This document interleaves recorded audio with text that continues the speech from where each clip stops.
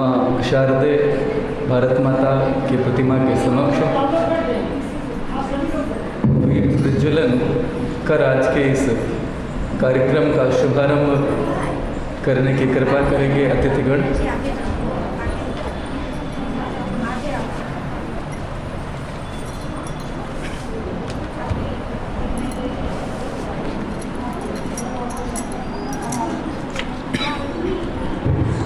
सर्वप्रथम माँ शारदे को नमन।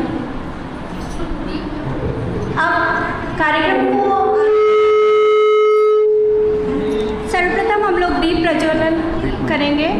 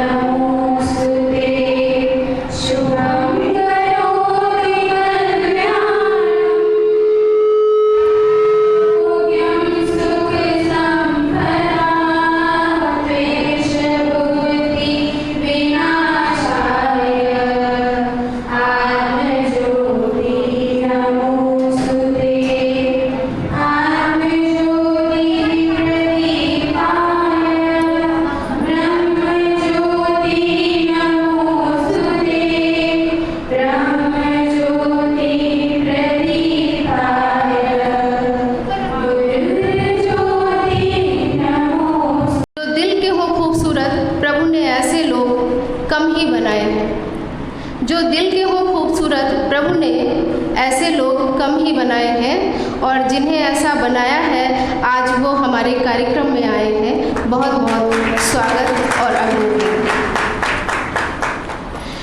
कुटुंब प्रबोधन हो सकता है कुछ लोगों के लिए ये शब्द थोड़ा कठिन लग रहा हो, थोड़ा सा इसको एक्सप्लेन करना चाहेंगे, बाकी आगे प्रस्ताविकी हमारे संभाग निरीक्षक जी रखेंगे।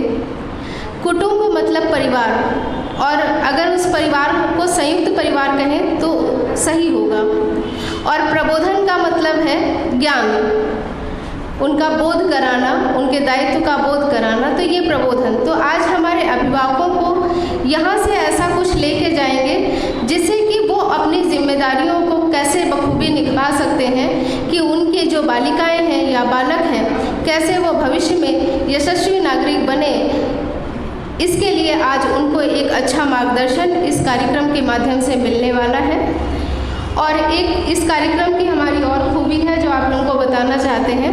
आज का ये कार्यक्रम हमारी मातृ भारती की जो बहनें हैं उन्होंने ही मिलकर तैयार करा है। जो यहाँ संचालन कर रही है ये भी हमारी मातृ भारती की जो है मंत्री हैं, और जो बहनें हैं जो इस कार्यक्रम को बोझिल ना हो सके, केवल उद्बोधन ही उद्बोधन ना हो तो बीच में एक दो कविता या गीत या एक प्ले ऐसा एक रखा गया है, वो भी हमारी मातृ भारती की बहनों ने ही तैयार किया है। पिछले एक सप्ताह से ये नियमित विद्यालय आ रही हैं और अभ्यास अपना कर रही है, इसलिए इनके उत्साहवर्धन के लिए आप सभी की एक बार तालियां अपेक्षित है। एक बार पुनः आए हुए सभी लोगों का इस हॉल में बहुत बहुत स्वागत और अभिनंदन। धन्यवाद।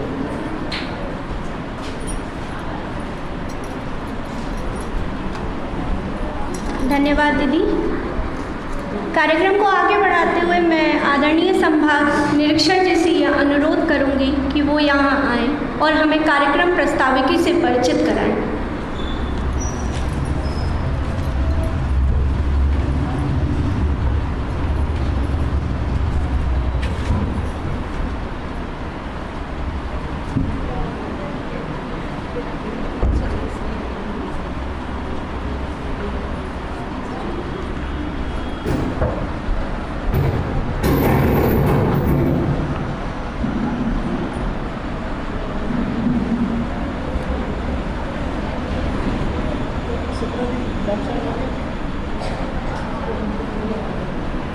परम वंदनीय माँ शारदे, आज के इस कार्यक्रम की अध्यक्षता कर रही आदरणीय बहन जी,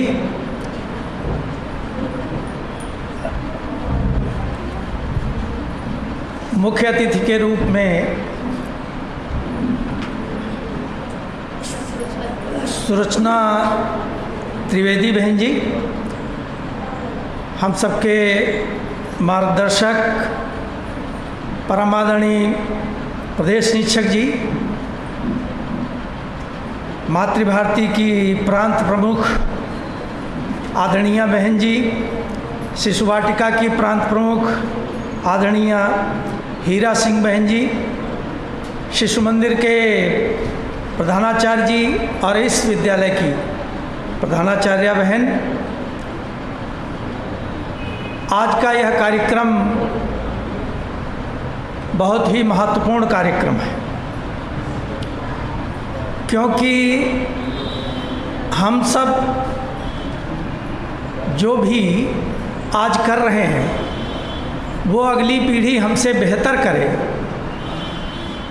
इसकी जिम्मेदारी भी परिवार की ही बनती है।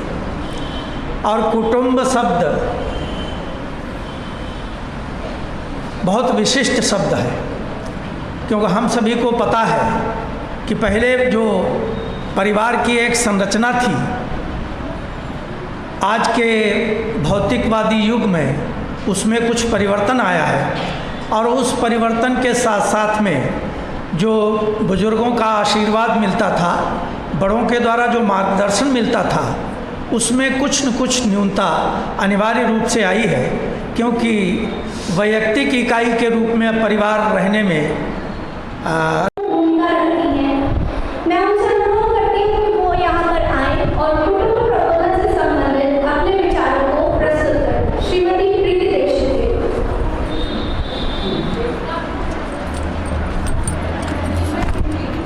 सर्वप्रथम माँ शारदे को नमन, तत्पश्चात यहाँ उपस्थित सभी आदरणीय जनों को नमन, और इसके तत्पश्चात सभी मातृशक्तियों को, मातृभारती के सदस्यों को नमन करती हूँ, और यहाँ उपस्थित सभी बच्चों के उज्जवल भविष्य की कामना करते हुए अपनी बात को कुछ संक्षिप्त रूप में प्रस्तुत करना चाहूँगी। जैसा कि हम सब जानते हैं कि हम सभी यहाँ आज कुटुंब प्रबोधन कार्यक्रम में इकट्ठे हुए हैं। इसके लिए सबसे पहले हमें कुटुंब प्रबोधन को समझना होगा। जैसा कि गुरु जी ने बताया कि कुटुंब पर अर्थात हमारा परिवार, तो परिवार असीमित होता है। यह हमारे ऊपर निर्भर करता है कि कुटुंब को सीमित करना चाहते हैं, असीमित करना चाहते हैं। इसके लिए हमें आज के समय में अपनी भावी पीढ़ी को जागरूक करना होगा, अर्थात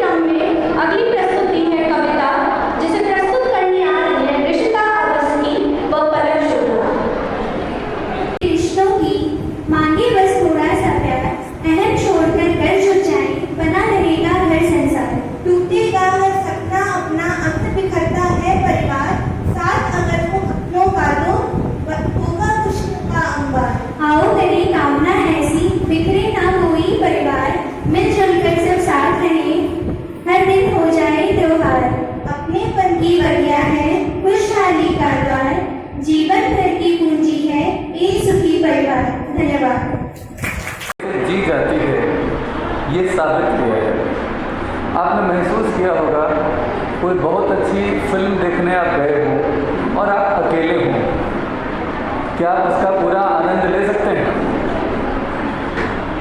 आप कोई बहुत अच्छा भोजन एंजॉय करने वाले हो और अकेले हो, क्या आप उसका पूरा आनंद ले सकते हैं? आनंद या जिंदगी को जी भर के जी लेना, यह अपने परिवार के साथ ही संभव है। और समाज में और परिवार के साथ कैसे संतुलन बिठाया जा सकता है, इसकी मिसाल हम लोग जो आज के इस कार्यक्रम के मुख्य अतिथि हैं हमारी आदरणीय दीदी डॉक्टर सुलोचना त्रिवेदी जी, मैं उन्हें बड़ी ही विनम्रता के साथ माइक पर आमंत्रित करना चाहता हूँ कि आज के इस अवसर पर अपने उद्बोधन से हम सबका मार्गदर्शन करें। कुशावाद से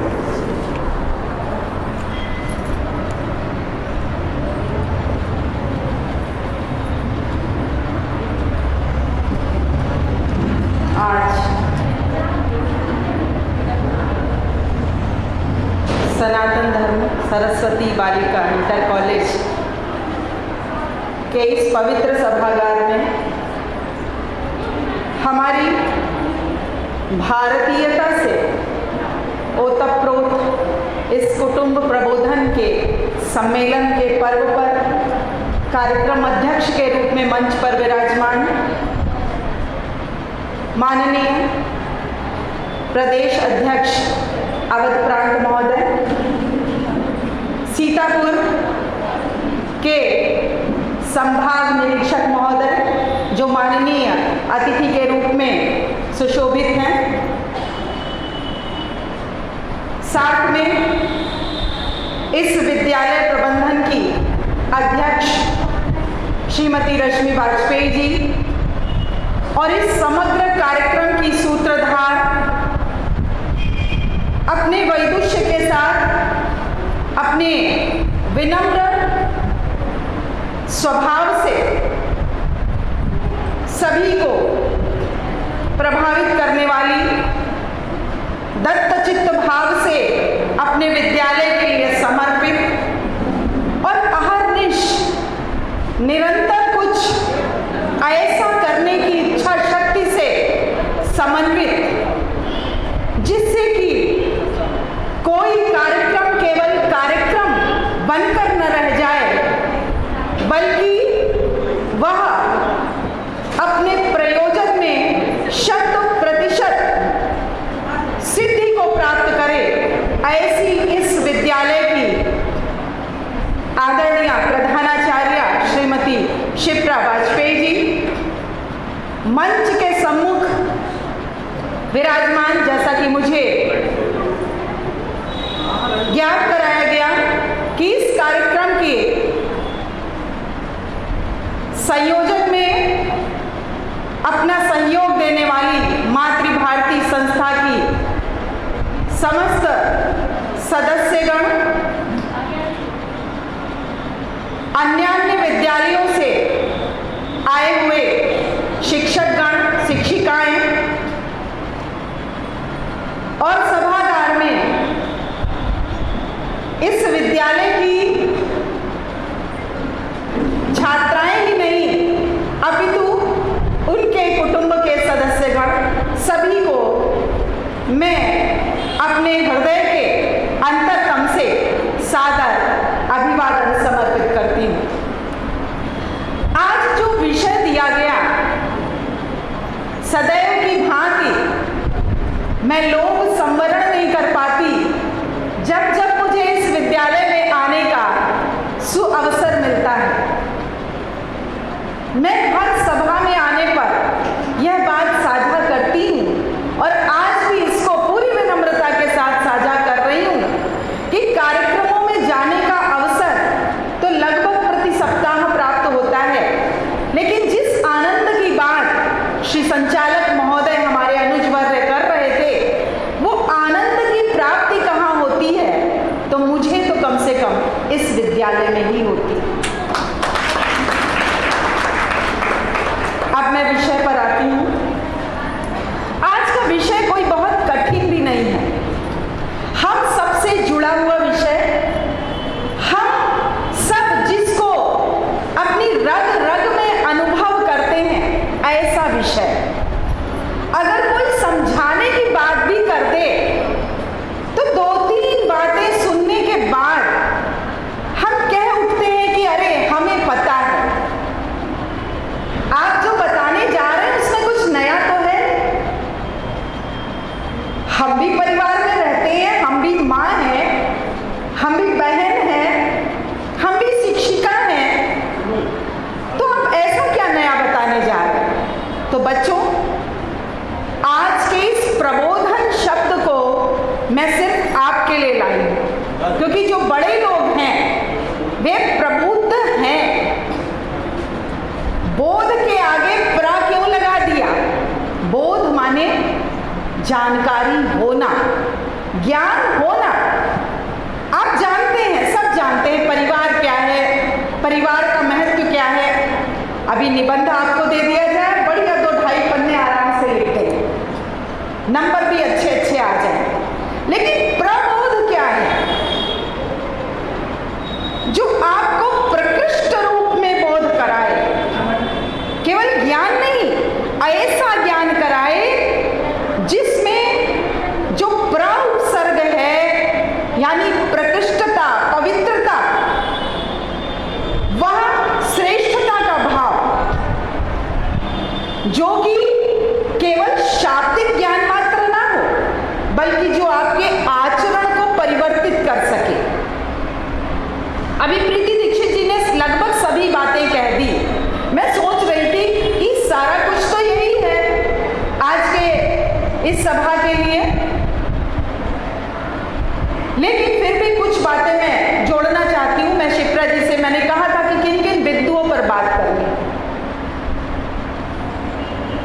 तो बच्चों, सबसे पहली बात कि आज के परिवेश में आज ऐसे कुटुंब प्रबोधन जैसे कार्यक्रमों की आवश्यकता ही क्यों पड़ी, जबकि हमारे भारत के पास, हमारे देश के पास एक समृद्ध विरासत है, परंपराओं की, संस्कारों की, यहाँ की संस्कृति की। लेकिन केवल क्या हमारे पास इतनी अनूठी विरासत है इस महिमा मंडल में जीते रहने मात्र से, या हमारे पूर्वज बहुत संस्कारी थे, केवल इसका गुणगान करने मात्र से ये परंपराएं भावी पीढ़ी में प्रवाहित हो जाएंगी? कदापि नहीं। जिस स्थिति में हम हैं, हमें मीडिएटर की भूमिका का निर्वाह करना है।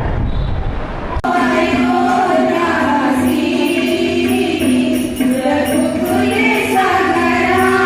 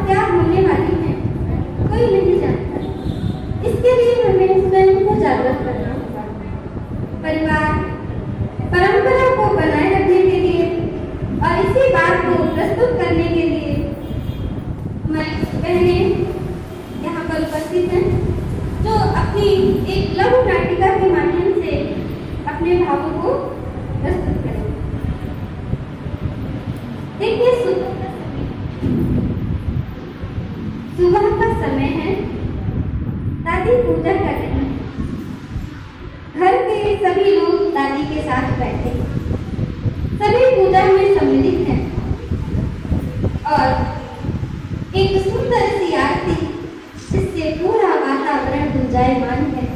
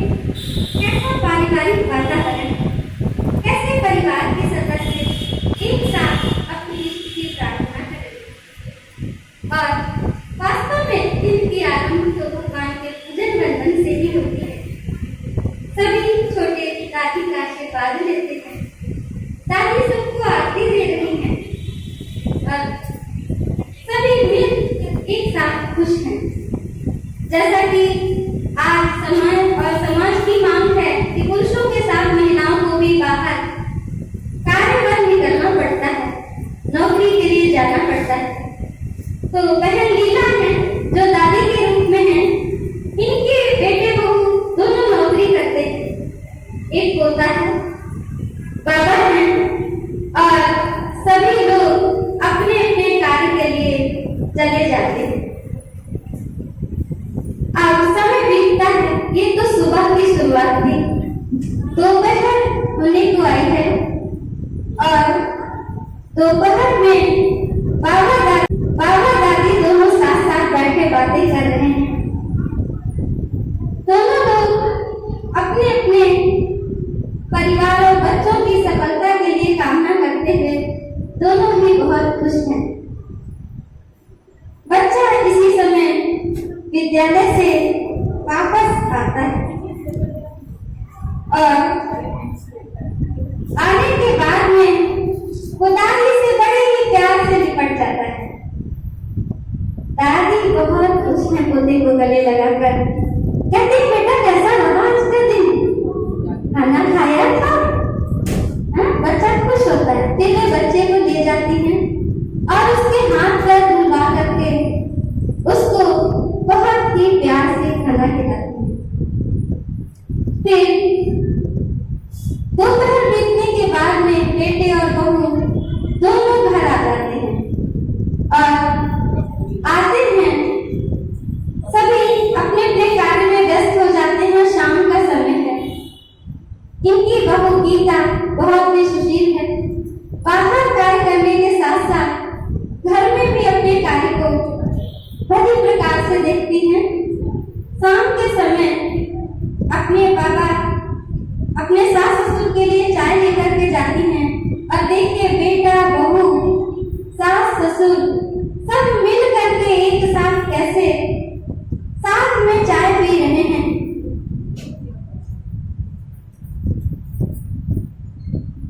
और देखिए आदर्श भी माँ के पास बैठा है। क्या एक पारिवारिक सुख समृद्धि से भरा वातावरण है। तो ये तो आपने एक ऐसा परिवार देखा जहां पर सभी मिलजुल करके रहते हैं। अब आपको हम ले चलते हैं एक एकल परिवार की तरफ। अभी एकल परिवार में जैसे कि अस्त व्यस्त जीवन शैली, कलह झगड़े दिखाई देते हैं, वैसा ही एक परिवार है। इस परिवार में दंपति हैं सुरेश और सान्या। दोनों आधुनिकता में पूरी तरह से डूबे हुए। सान्या बाहर नौकरी करती है और सुरेश भी नौकरी के लिए जाते हैं। सुबह का समय है। देखिए सान्या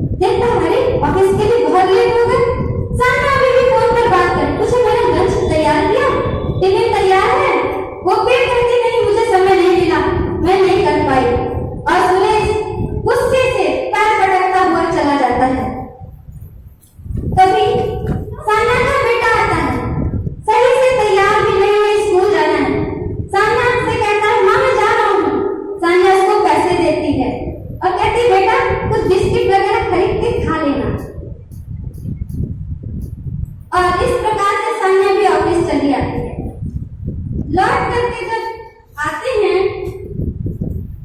तो देखते हैं कि सान्या आई है, थकी हुई बैठी है और बच्चा भी स्कूल से आया है। बच्चा स्कूल से आते ही बैग को किनारे डाल देता है, इधर उधर सामान को अपने फेंक देता है, चिप्स खा रहा है और कपड़े पे हाथ पोंछता है। हाँ, कपड़े पे ऐसे ही पोंछ लेता है, ऐसे ही बैग फेंक देता है। तभी सुरेश वापस आता है और अपनी पत्नी सान्या से कहता है, सुनो, मैं तुम्हें एक बहुत अच्छी बात बताना चाहता हूँ। सान्या बहुत खुश हो जाती है, फिर वो उसे मनाता है, समझाता है, क्योंकि दोनों में सुबह झगड़ा हुआ था। कहता है, सुनो, मैं बहुत अच्छी बात बताना चाह रहा हूँ। सान्या सुनती है। सान्या कहती है, अच्छा बताओ, क्या बात है? कहता, अरे पता है, माँ आ रही है। अब पता है, माँ हम लोगों के साथ रहेगी। सान्या इस बात से नाराज, अरे माँ को अपने साथ कैसे रखेंगे? मेरे से अपनी ही जिम्मेदारियां हैं, बच्चा है, अपना तो हम कर नहीं पाते, माँ की जिम्मेदारी कैसे उठाएंगे? और दोनों में फिर बहस शुरू हो जाती है और एक बड़े झगड़े का रूप ले लेती है। दोनों में बहस बहुत तेज होती है, इतनी ज्यादा कि सान्या पैर पटकती हुई अपने कमरे में चली जाती है। तभी माँ आती है, सुरेश दरवाजा खोलता है, माँ को बिठाता है सुरेश, और माँ जो है चुपचाप दुखी बैठी है। वो जानती है कि उसके बेटे बहू उसको साथ में नहीं रखना चाहते। इसी तरह से कुछ दिन बीत जाते हैं। एक दिन बहन लीला अपने पड़ोस में सुरेश के यहाँ जाती है, दरवाजा नॉक करती है। सुरेश की माँ को देखकर बहुत खुश होती है, कहती है, अरे बहन कहाँ थी? बहुत दिनों से नहीं देखा, काफी दिनों बाद आई हो, घर में सब ठीक है? लीला बैठ जाती है और दोनों सास जो हैं, कहते एक एकल परिवार में रह रही हैं और एक बहन लीला जिनका एक संयुक्त परिवार है। अपने मन के सारे दुख को सुरेश की माँ बताती है बहन लीला को। लीला कहती है, परेशान ना हो बहन, मैं तुम्हारी बहू को समझाऊंगी, मैं उससे बात करूंगी। सुरेश की माँ कहती, नहीं, ऐसा नहीं करना, बहू नाराज हो जाएगी। तो कहती है, ऐसे कैसे हो सकता है, मेरी भी बहू तो रहती है साथ में। तभी सास बहू देर तक घर नहीं पहुंची थी और उसकी बहू गीता अपनी सास को ढूंढते हुए आती है। अरे माँ जी, आप यहाँ देखिए कैसे संस्कार हैं। कहते हैं, माँ से नहीं, सास भी बहू को सिखाती है। और बैठ जाते हैं तो लीला अपनी पड़ोसन की सारी बात बहू गीता को बताती है और गीता समझती है इस बातों को। फिर वो सुन करके सान्या के पास जाती है और सान्या से कहती है, कैसी हो, ठीक से मिलती है उससे? फिर कहती है, क्यों, क्या समस्या है? आंटी को साथ में नहीं रखना चाहते तुम लोग? तो गीता वो सान्या कहती है, मैं खुद ही परेशान रहती हूँ, घर और बाहर देखती हूँ, बस एक जिम्मेदारी और कैसे? तो गीता कहती, देखो मैं भी अपनी सास के साथ रहती हूँ, मुझे तो ऐसा नहीं लगता, उल्टा मैं बाहर रहती हूँ तो घर से निश्चिंत रहती हूँ। मेरी सास घर में रहती है और बच्चे का भी ध्यान रखती है। तुम भी अपनी सास को अपने साथ रखो। लेकिन सान्या नहीं मानती, कहती, अरे तुम कहती हो बहुत अंतर है तुम में और मेरे परिवार में। तब गीता समझाती कि देखो सान्या, एक दिन तुम भी बूढ़ी होगी, आगे आने वाला समय तुम्हारे आगे भी यही है। आज तुम अपनी सास को अपने साथ नहीं रखोगी, कल को तुम्हारा बेटा भी तुम्हें अपने साथ नहीं रखेगा और सास तो तुम्हारी सास तो बेटी के घर में काट देगी। क्योंकि सुरेश की माँ अपनी बेटी के पास इतने दिनों से थी, दामाद के यहाँ संकोच लगता है, सो बेटे बहू के पास वापस वापस आते हैं। उधर गीता कहती है, अगर तुम नहीं मानती तो ठीक है, सास को वृद्धाश्रम भेजना चाहती हो, एक अपने लिए भी सीट वहां पर बुक करा ले, अपना भी रजिस्ट्रेशन आज से ही करा लेना। पता नहीं तुम्हारा समय आने तक तुमको वहां भी जगह मिलेगी कि नहीं।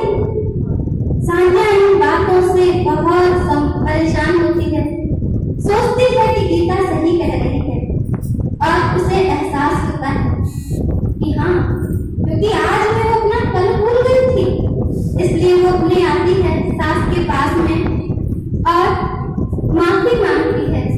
कहती, माँ मैं गलत भटक गई थी, मुझे माफ कर दो, मेरी भी तो माँ है।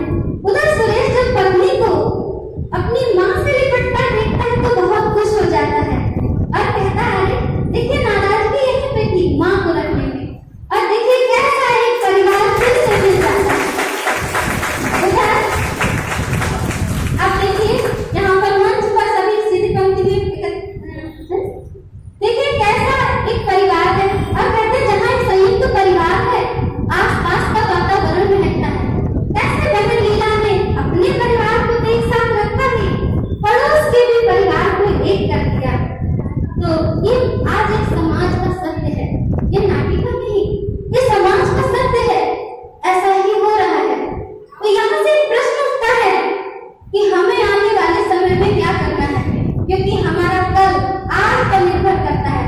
अगर हम अपने बड़ों को आज सम्मान नहीं देंगे तो हमारे बच्चे हमें नहीं देंगे। और इसके साथ मैं इस कथा में जो बाबा की भूमिका में है दादाजी, उनको माइक देती हूँ कि वे अपने विचार आपको कुछ बताएं।